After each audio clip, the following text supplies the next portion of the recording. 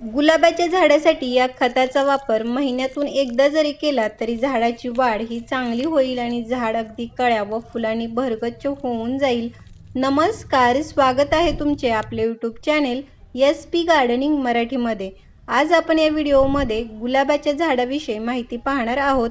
झाडाच्या चांगल्या वाढीसाठी, झाडावरती भरपूर अशा कळ्या व फुले लागण्यासाठी झाडाला कोणकोणती खते द्यायची, झाडाची काळजी कशी घ्यायची, त्यासाठी कोणती कामे करायची, या सगळ्या विषयीची माहिती आपण या व्हिडिओत पाहणार आहोत.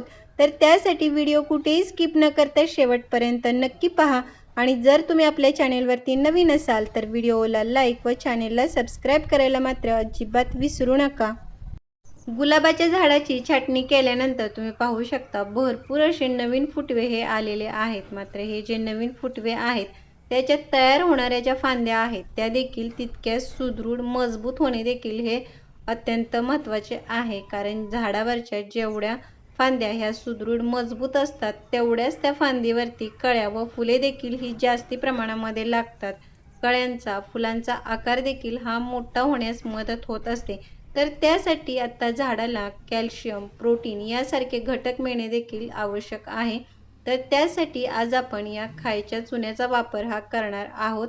कारण ह्या चुन्यामध्ये हे कॅल्शियमचे प्रमाण हे भरपूर असते. त्यामुळे याचा वापर जर आपण झाडाला केलात तर झाडावरील ज्या फांद्या आहेत त्या मजबूत होतील. मात्र हा जो चुना आहे त्याचा वापर देखील हा प्रमाणशीरच करायचा आहे. कारण जास्ती वापरामुळे देखील झाडाला नुकसान होण्याची शक्यता असते. तर अशा प्रकारे साधारण 1 ते 2 ग्रॅम एवढा हा चुना घेऊन तो पाण्यामध्ये व्यवस्थित मिक्स करून घ्यायचा. एका झाडासाठी हा आपल्याला एवढाच चुना हा वापरायचा आहे.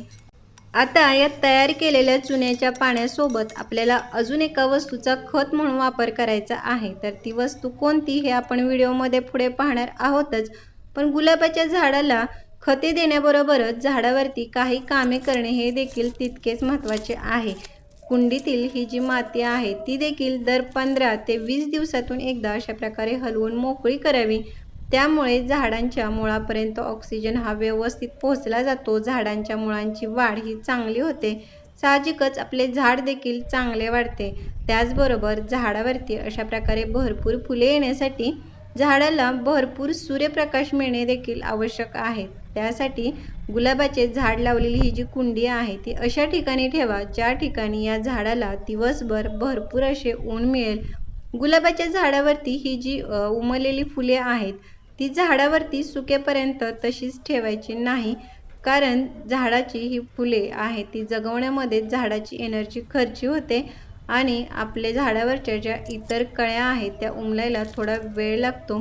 आणि फुले कट करताना देखील ती जी फांदी आहे ती 4 ते 5 इंच ही खालच्या बाजूने तिरपी अशी कट करावी. गुलाबाच्या झाडाला पाणी देताना देखील ते अगदीच कमी किंवा जास्त न देता कुंडीतील माती हे चेक करूनच द्यावे. म्हणजे वरच्या बाजूची जी माती आहे ती 1 ते 1.5 इंच कोरडी झाल्यानंतरच झाडाला पाणी द्यावे. त्यानंतर गुलाबाच्या झाडाला भरपूर अशा कळ्या फुले येण्यासाठी आपल्या प्रत्येकाच्या घरामध्ये असणाऱ्या या ताज्या चहा पावडरचा देखील मी वापर करणार आहे. कारण चहा पावडरमध्ये हे नायट्रोजन, पोटॅशियम, फॉस्फरस यासारखे घटक हे मुबलक प्रमाणामध्ये असतात. त्यामुळे आपल्या झाडांची वाढ ही चांगली होतेच, पण झाडावरती कळ्या फुले देखील ही जास्ती प्रमाणामध्ये लागतात. कारण या चहा पावडरमुळे कुंडीतील माती ही ॲसिडिक बनत राहते आणि झाडांना फुले येण्यासाठी ही ॲसिडयुक्त मातीचीच आवश्यकता असते. त्यामुळे गुलाबाच्या झाडासाठी ह्या चहा पावडरचा वापर हा जरूर करावा. ताज्या चहा पावडरऐवजी तुम्ही वापरलेल्या चहा पावडरचा देखील वापर करू शकता. मात्र ती स्वच्छ धुवून सुकवून नंतरच त्याचा झाडांसाठी हा वापर करावा.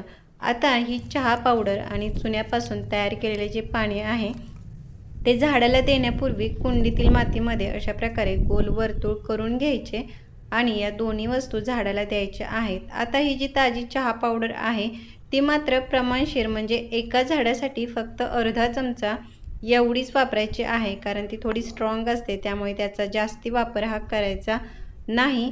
चहा पावडर ही मातीमध्ये दिल्यानंतर हे तयार केलेले चुन्याचे पाणी देखील आपल्याला झाडाला द्यायचे आहे. तर अशा प्रकारे चहा पावडर, चुन्याचे पाणीचा वापर जर तुम्ही गुलाबाच्या झाडासाठी केलात तर तुम्ही पाहाल काही दिवसामध्ये झाडाची चांगली वाढ होऊन झाड हे अगदी कळ्या आणि फुलांनी भरगच्च झालेले हे दिसून येईल. तर कसा वाटला व्हिडिओ मला कमेंट बॉक्समध्ये नक्की सांगा. भेटूयात पुढील व्हिडिओमध्ये. तोपर्यंत बाय.